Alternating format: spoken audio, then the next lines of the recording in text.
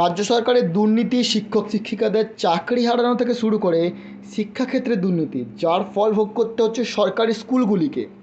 বিভিন্ন সরকারি স্কুল বন্ধ হয়ে যাচ্ছে, হাজার হাজার স্কুল বন্ধ হয়ে যাচ্ছে। এই সকল বিষয় এবং পরবর্তী কর্মসূচি কী, এই নিয়ে এআইডিএসওর সাংবাদিক সম্মেলনে কী জানালেন, চলুন শুনে নেওয়া যাক। আমাদের সংগঠন এআইডিএসও পশ্চিমবঙ্গ রাজ্য কমিটির পক্ষ থেকে গত 2রা জুন থেকে আজ 5ই জুন পর্যন্ত সারা পশ্চিমবাংলার সমস্ত স্কুলের এলাকায় ছাত্র, শিক্ষক, অভিভাবকদের যুক্ত করে মানববন্ধনের কর্মসূচি আমরা গ্রহণ করেছিলাম।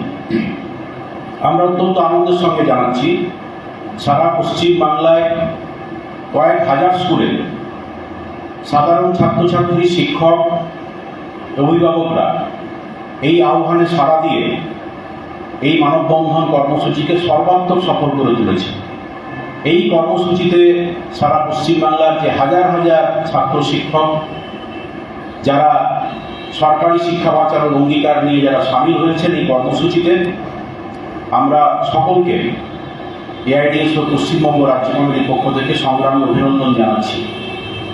এবং এই যে চলমান আন্দোলন, এই আন্দোলনকে আরও শক্তিশালী করতে কেন্দ্র এবং রাজ্য সরকারের যে শিক্ষানীতি, যে শিক্ষানীতির মধ্য দিয়ে গোটা দেশের, গোটা পশ্চিমবাংলার শিক্ষা ব্যবস্থা যে ভেঙে পড়েছে, এই পরিস্থিতিতে আগামী দিনে আন্দোলনের কর্মসূচি গ্রহণ করার জন্যই আজকে আমাদের এই সংবাদ সম্মেলন।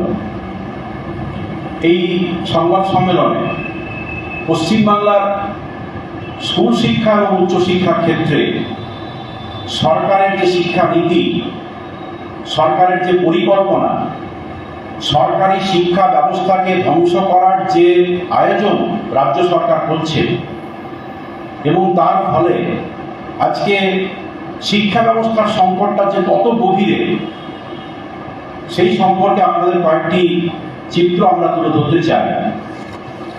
প্রথমেই যেটা রাখতে চাই, কেন্দ্রীয় সরকারের শিক্ষা মন্ত্রকের যে রিপোর্ট, সরকারি রিপোর্ট, সেই রিপোর্টে এই পশ্চিমবাংলার স্কুল শিক্ষার একটা করুণ চিত্র উঠে এসেছে।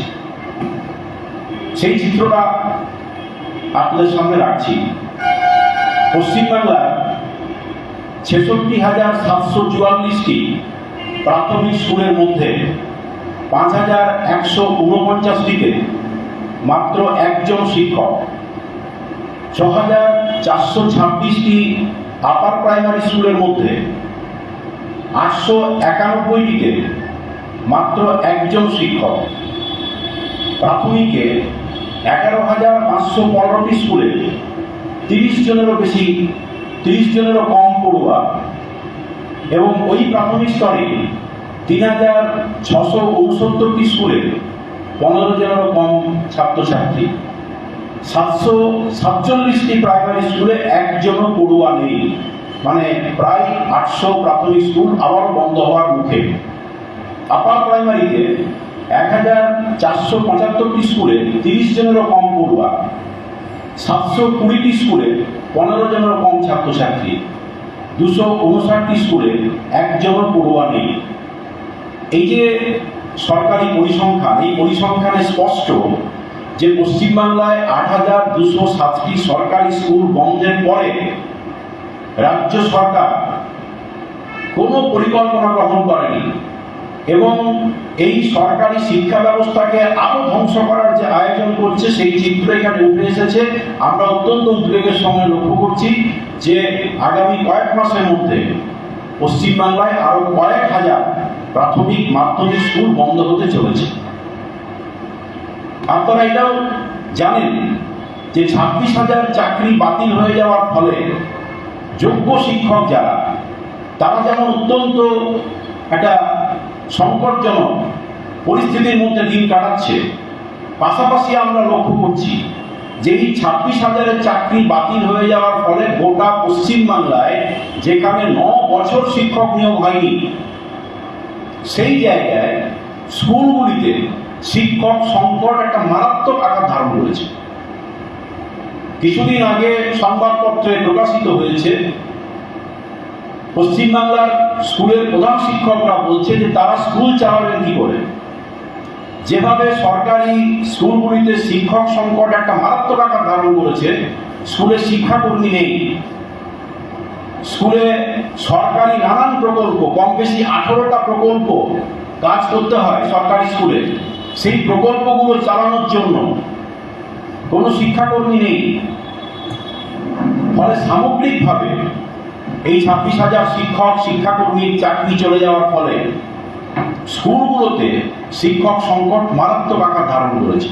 এমনকি কিছুদিন আগে সংবাদপত্রে বেরিয়েছে যে আসানসোলের কুলটি বরাকর শ্রী মারোয়ারি বিদ্যালয়, যেখানে বাংলা এবং ইংরেজি মিডিয়ামে 1200 ছাত্রছাত্রী পড়ে, যেখানে মাত্র 12 জন শিক্ষক, তার মধ্যে 2 জন শিক্ষকের চাকরি চলে গেছে। যে স্কুলে শূন্য পদ যা আছে সেখানে 36 জন শিক্ষকের প্রয়োজন। এই অবস্থায় সেই স্কুল একাদশ শ্রেণীতে ভর্তি প্রক্রিয়া বন্ধ করে দিয়েছে। পশ্চিমবাংলার বহু স্কুল যেখানে দেখা যাচ্ছে একাদশ শ্রেণীতে স্কুল, সেখানে ছাত্রছাত্রীদের ভর্তি নিতে পারছে না শিক্ষকের অভাবে। আবার যারা ভর্তি নিয়েছে সেই স্কুলগুলোতে ক্লাস হচ্ছে না।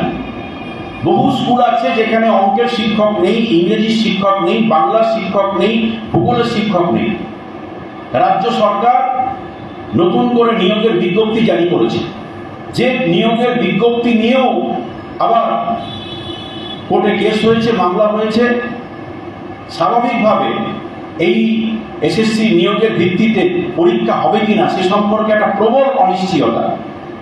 আমরা লক্ষ্য করছি যে সরকারের এই নির্দেশিকা মেনে যদি নিয়োগের পরীক্ষা হয়, এসএসসি পরীক্ষা হয়, সেই নিয়ম পুরোপুরি শেষ করতে, এই পুরো পর্যায়টি শেষ করতে দেখা যাচ্ছে নভেম্বর মাস, ডিসেম্বর মাস পর্যন্ত সময় লেগে যাবে।